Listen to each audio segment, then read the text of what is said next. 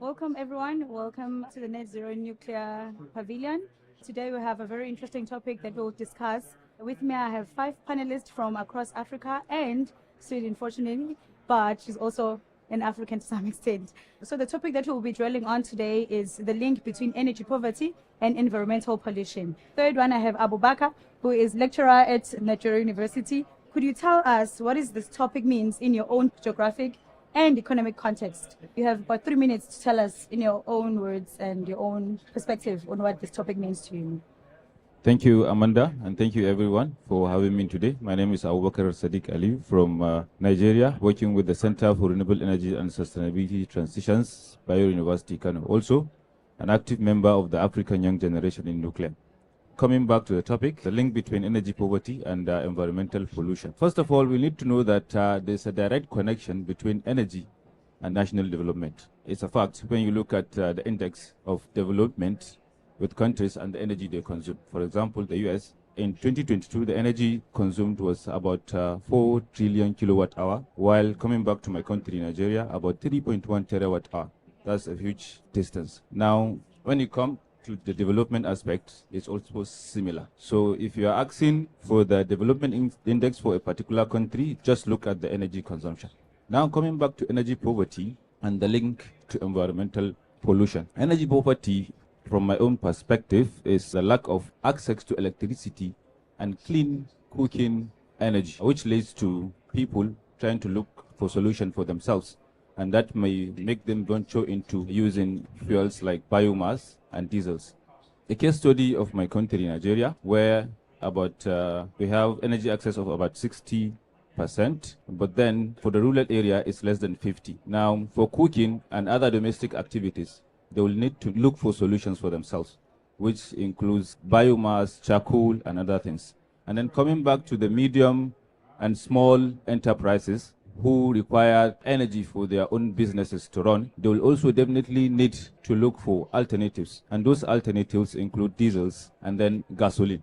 It's worth noting that the pollution in the Sub-Saharan Africa is the least in terms of significance in the whole world. But then, if this is not a problem, then what is the problem and what is the link to environmental pollution? Definitely, in my own understanding, this has to do with direct effects on the individuals living in those areas, especially with respect to their health, and then also deforestation. Health, mainly respiratory ailments, and then high rate of death in infants. But then when you look at the other aspect, which is deforestation, that's the most disastrous part because it contributes to climate change problems. So this is my own perspective, and I look forward to more discussions and interactive sessions with everyone here. Thank you. And Abubakar, as a lecturer at your university, do you think that the curriculum aligns with the policies in terms of the policies that speak to energy poverty as well as environmental issues in Nigeria? What are you currently doing to make sure that the curriculum is adaptable and changes as the policies change? Because we know whenever government changes,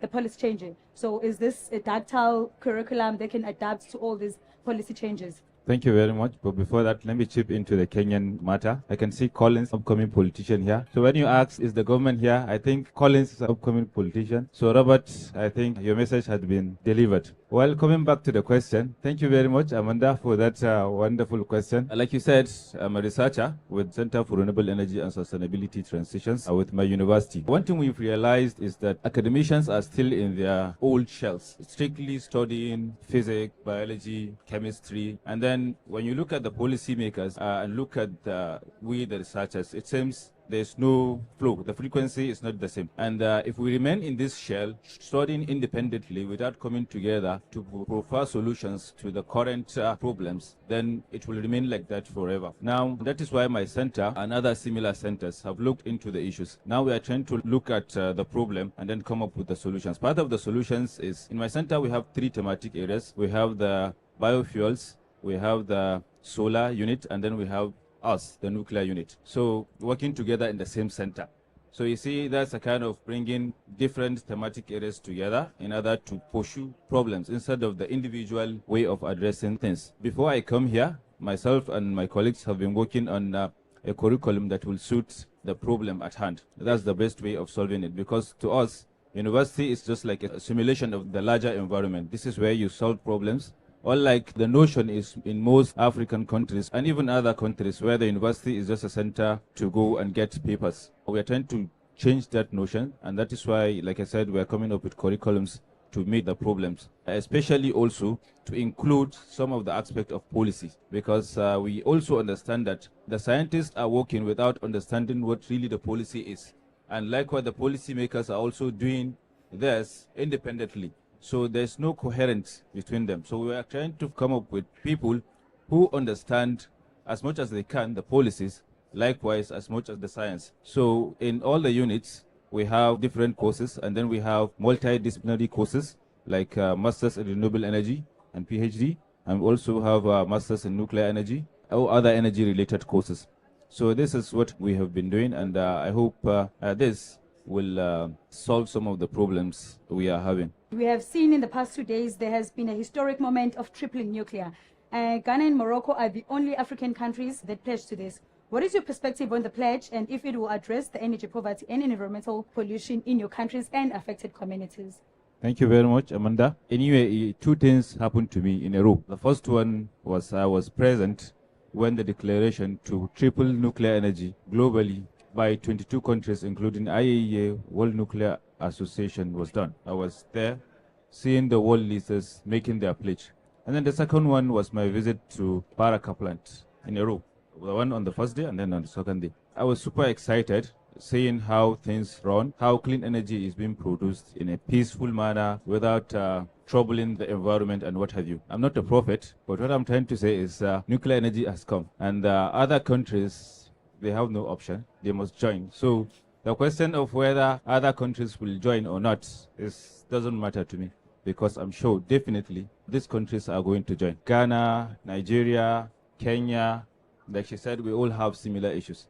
And then when you see your friend solving a particular equation and getting his answers rightly, I think the best thing for you to do is to use the same method. So like I said, they will join. Definitely, I'm sure. So with that said, I would like to bring it to the audience. If there are any questions to our panelists, please feel free to shoot your questions. Thank you very much for very enlightening discussion. The question that I have is related to what Alfred, I believe, has mentioned, is that if it's not affordable, it's useless. And as you know, by no means nuclear energy is cheap. At least the capital cost is quite expensive. So how do you think moving forward in Africa, a nuclear energy can be implemented basically to solve the issue of energy poverty? I know there is a lot of discussion in the nuclear industry on the small modular reactors. They come at a much lower capital cost. They are safer. So do you think a large-scale nuclear power plants solution should be implemented in Africa, or rather a more economical small modular reactors? First of all, the question of capital is a question of concern, of course, but then there are other projects in Africa which have not been done by the government.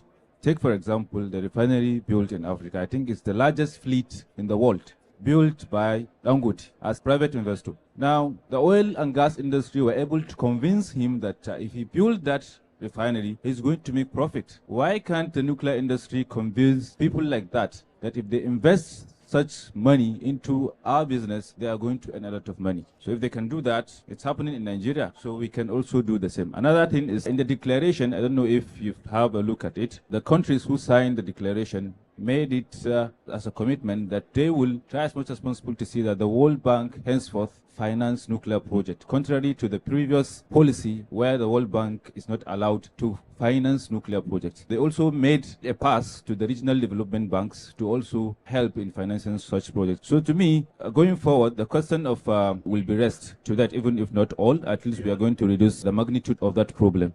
Thank you so much. And we have come to the end of our discussion, and I would like to give most thanks to Net Zero Nuclear for giving us the incredible opportunity of organizing this in their pavilion. And we do not inherit our world or our earth from our ancestors, but we borrow it from our children.